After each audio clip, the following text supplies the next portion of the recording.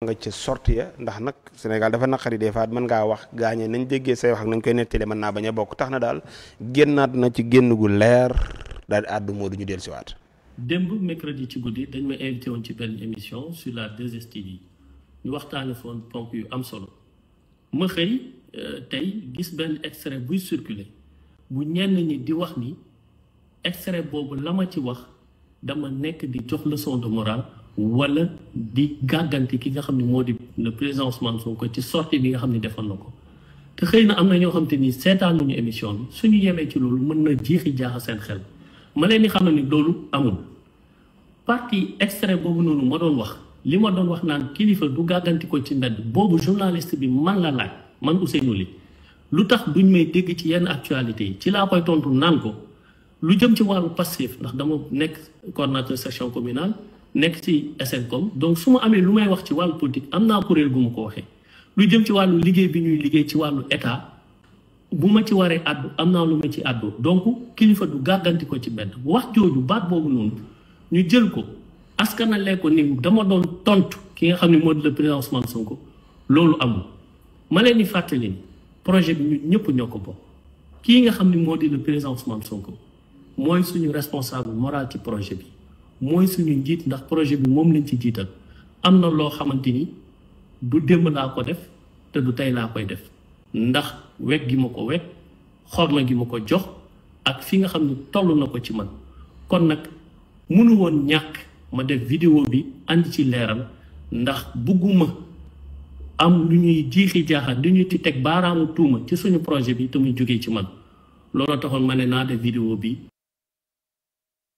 loolu moo taxoon muy def vidéo bi pour leeral taxawaayam wala boo gën a leeral taxawaayam Assane wax na ni mooy seen responsable moral mooy seen kii ci wàllum projet bi yu ni bare xëy na waxaat du bari wax jaaroon nañ fi ci yu bari wax waaye daal téewul ba léegi ñuy yàq wala boog ñi bëgg a wuuteeg moom ci ay wax daal ñoo yàq ay vidéo ñoo ko dagg waaye waxul ak Ousmane.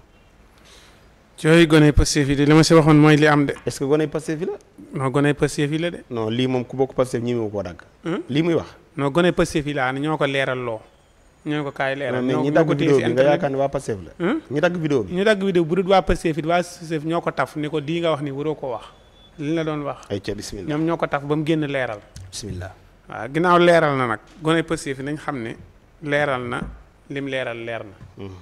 xaj na nag fi mu doon waxee ak circonstance yi mu waxee ak journaliste bi xaj na mënoon nañoo vérifier ñu waxtaan li ñu war a waxtaanee. ndax bu fekkee ni nee na kon dinaa la laaj si dialogue bi. dialogue ba jàll na bu yàgg bañ tënk ko ba ñëw jox ko président Bassirou Diomaye da ko war a na wax ne ko président Bassirou keroog bañ ko jébbalee keroog bañ ko jébbalee dialogue bi lam fa waxtaane noo ko gisee waaye nag sa tàmbali ba bu ne koo tàmbali ba kat nee nañ dialogue bi bu ñu ko yëkkatee nu mu tuddati bi ñu yëkkatee dialogue bi si lañ tegg dossier yi kii après bu waxee loolu rek moom dugal na ko maam ndaw si laaj bu mu ko laaj rek da koy dugal si kàddu yu Sonko yi waaye du ko wax ne ko Sonko laay waxal waaw te xuma ne xam na loolu am déet. mboolem ndaw si moo ko doon ji ñax. waaw mboolem question bu mu ko laaj day dem sa waxi Sonko laaj ko si benn question en tant que moom. te bu ko tontoo en tant que moom rek day solu si Sonko loola indi problème am. Ousseynou te bàyyiwu si xel. bi mu ko laajee si dialogue bi Ousseynou li tontoo en tant que laaj bi ñu ko laaj si dialogue bi dafa solu si Sonko ndax Sonko dana woon dialogue bi biñ ko jëlee ñaara dialogue yi dañoo teg yenn dossiers yi si suuf ndax lan bañ dialogue bi yàqu. ndaw si mooy kan ku ko invité woon. ndaw si jonn Astou Dione voilà bi Sonko waxee loolu après Ousseynou lii dañuy ñun teguñu benn dossier pour dialogue bi xam kon day dugg fee sa Sonko. fii it Ousmane Sonko mu ne ko yéen kat yéen a ngi génn di wax nangam affaire yooyu mu ne ko ñun expliqué ko moom boppam ni ko kilifa du gànkante koo si mbedd Sonko nag si mbedd la waxee dafay daal di duggaat loolu nag jar na di xam bu baax journaliste yi mbedd yi ñu lay sol. bu la laajee nga préciser ni ko Sonko lu mu fi wut. waaw maanaam doo tudd Sonko mais day jël waxi Sonko ndaw si day jël waxi Sonko laaj ko moom en tant que moom comme ça ni ko waaye yéen a ngi naan nangam te loolu Sonko koy wax kon yooyu da siy jar di bàyyi xel mais Ousseynou li moom ku bëgg projet bi la te it ku liggéeyal projet bi ku sonn si projet bi te leeral na ko leer na naañ léegi nañ dem ci leneen. d'accord Ndiogou ginnaaw 2STV